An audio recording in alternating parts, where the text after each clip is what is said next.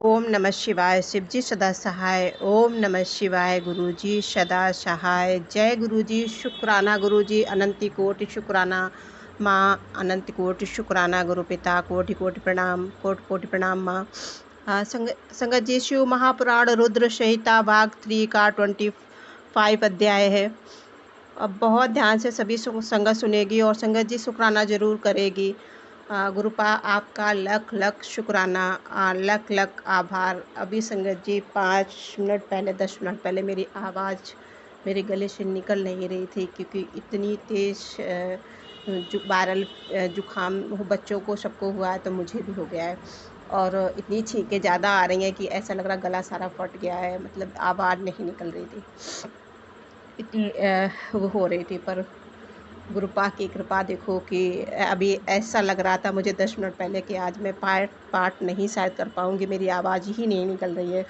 पर गुरुपा से अभी अभी अरदास मैंने लगाई गुरुपा, और कि पाठ करना है गुरुपा, थोड़ी आवाज़ ठीक हो जाए तो सही से समझ में आए सभी संगत को। शुक्राना गुरु पिता, शुक्राना माँ। संगत जी पाठ शुरू करती हूँ। बहुत ध्यान से सभी संगत सुनना और सब इसका लाभ उठाएंगे। और शुक्राना गुरु पिता की कृपा की बहुत सारी ब्लेसिंग भी मिलती है। अनंत कोटि शुक्राना। संगत जी, भगवान शंकर का जटिल तपस्वी ब्राह्मण के रूप में पार्वती के आश्रम पर जाना, उनसे सत्कृत हो उनकी तपस्या का कारण पूछना तथा पार्वती का अपनी सखी विजया से सब कुछ कहलाना। ब्रह्मा जी कहते हैं कि नारद उस तपस्वियों के अपने लोक में चले जाने पर सुंदर लीला करने वाले साक्षात भगवान शंकर ने देवी के तप की परीक्षा लेने का विचार किया। वे मन ही मन पार्वती से बहुत संतुष्ट थे। परीक्षा के ही बहाने पार्वती जी को देखने के लिए जटाधारी तपस्वी का रूप धारण करके भगवान शंभु उनके वन में गए। उनसे तेज से प्रकाशमान अत्यंत बूढ़े ब्राह्मण का रूप धारण करके प्रसन्नचित्त हो वे दंड और छत्र लिए हाथ वहाँ से प्रस्थित हुए। आश्रम में पहुंचकर उन्होंने देखा कि देवी शिवा सखियों से घिरी हुई वेदी पर बैठी हैं और चंद्रमा की विशुद्ध कला सी प्रतीत होती हैं। ब्रह्मचारी का स्वरूप धारण किए भक्त वत्सल शुंभ व पार्वती देवी को देखकर प्रीत पूर्वक उनके पास गए। उन अद्भुत तेजस्वी ब्राह्मण देवता को आया देख उस समय देवी शिवा ने समस्त पूजन सामग्रियों द्वारा उनकी पूजा की। जब उनका भली भांति सत्कार हो गया, सामग्रियों द्वारा उनकी पूजा संपन्न कर ली गई, तब पार्वती ने बड़ी प्रसन्नता और प्रेम के साथ उन ब्राह्मण देव से आदर पूर्वक कुशल समाचार पूछा। पार्वती बोली, ब्रह्मचारी का रूप धारण करके आए हुए आप कौन हैं और यहाँ कहाँ से पधारे हैं? वेद वेदांतों में श्रेष्ठ विप्र आपने तेज से इस वन को प्रकाशित कर रहे हैं।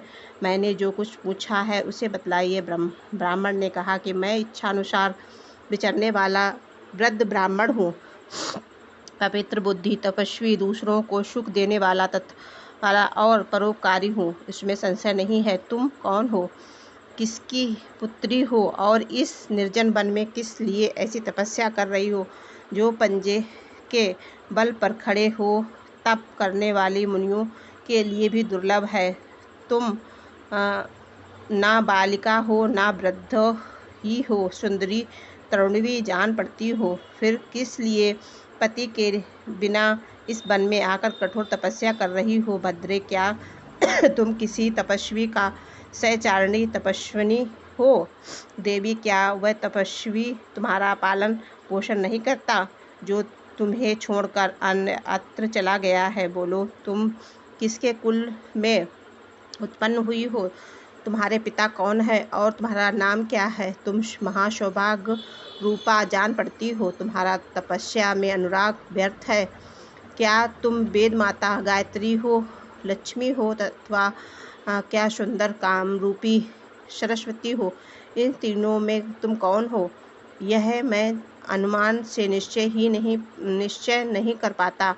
पार्वती बोली, विप्रवर, ना तो मैं वेद माता गायत्री हूँ, ना लक्ष्मी हूँ और ना ही सरस्वती हूँ। इस समय मैं हिमाचल की पुत्री हूँ और मेरा नाम पार्वती है। पूर्व काल में, इससे पहले जन्म में मैं प्रजापति दक्ष की पुत्री थी। उस समय मेरा नाम सती था। एक दिन पिता ने मेरे पति का निंदा की थी। उनसे कुपित हो मैंने योग के द्वारा शरीर को त्याग दिया।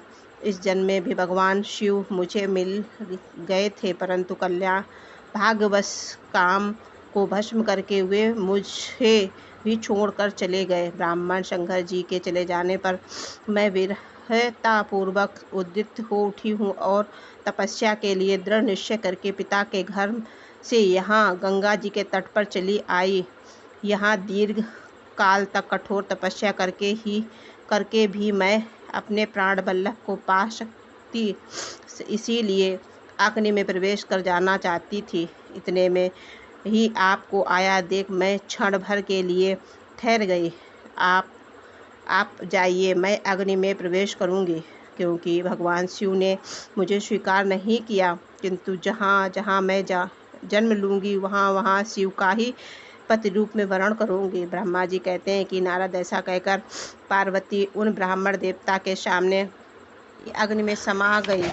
यद्यपि ब्राह्मण देव सामने से उन्हें बारंबार ऐसा करने से रोक रहे थे। अग्नि में प्रवेश करती हुई पर्वत राजकुमारी पार्वती की तपस्या के प्रभाव से वह आग उसी क्षण चंदन पंकज के समान शीतल हो गई। क्षण भर उस आग के भीतर रहकर जब पार्वती आकाश में ऊपर की ओर उठने लगी, तब ब्राह्मण रूपधारी शिव ने सहसा हंसते हुए उनसे पुनः पूछा, ओ भद्रे, तुम्हारा तप क्या है? यह कुछ भी मेरी समझ में नहीं आया। इधर अग्नि ने तुम्हारा शरीर नहीं जला, यह तो तपस्या की सफलता का सूचक है, परंतु अब तुम्हें अपना मनोरथ प्राप्त नहीं हुआ, इससे उसकी विफलता प्रकट होती है। अतः देवी, सबको आनंद देने वाली मुझ श्रेष्ठ ब्राह्मण के सामने तुम अपने अभिष्ट मनोरथ को सच सच बताओ। ब्रह्मा जी कहते हैं कि नारद ब्राह्मण के इस प्रकार पूछने पर उत्तम व्रत का पालन करने वाली अंबिका ने अपनी सखी को उत्तर देने के लिए प्रेरित किया। पार्वती ने प्रेरित हो उनकी विजया नामक प्राण प्यारी सखी ने, जो उत्तम व्रत को जानने वाली थी, जटाधारी तपस्वी से कहा। सखी बोली, साधो, तुमसे पार्वती के उत्तम चरित्र का और उनकी तपस्या के समस्त कारणों का वर्णन करती हूँ। आप सुनना चाहते हो तो सुनिए। मेरी सखी गिरिराज हिमालय की पुत्री है। ये पार्वती और काली नाम से विख्यात है तथा माता मेनका की कन्या है। तब अब तक किसी ने इनके साथ विवाह नहीं किया है। ये भगवान शिव के सिवा दूसरे किसी को चाहती भी नहीं है। उन्हीं के लिए 3000 वर्षों से तपस्या कर रही हैं। भगवान शिव की प्राप्ति के लिए ही मेरी इस सखी ने ऐसा तप प्रारंभ किया है। वे प्रवर इसमें जो कारण है उसे बताती हूँ, सुनिए। ये पर्वत राजकुमारी ब्रह्मा, विष्णु तथा इंद्र आदि देवताओं को छोड़कर केवल पिनाक पाणी भगवान शंकर को ही पति रूप में प्राप्त करना चाहती हैं और नारद जी के आदेश से यह कठोर तपस्या कर रही हैं। द्विज श्रेष्ठ, आपने जो कुछ कहा उसमें अनुसार मैंने प्रसन्नतापूर्वक अपनी सखी का मनोरथ बता दिया है। अब आप और क्या सुनना चाहते हैं? ब्रह्मा जी कहते हैं कि नारद विजय का यह यथार्थ वचन सुनकर जटाधारी तपस्वी रुद्र हंसते हुए बोले, सखी ने यह जो कुछ कहा है उसमें तुम परिहास का अनुमान होता है। यदि यह सब ठीक हो तो पार्वती देवी अपने मुंह से कहें। जटिल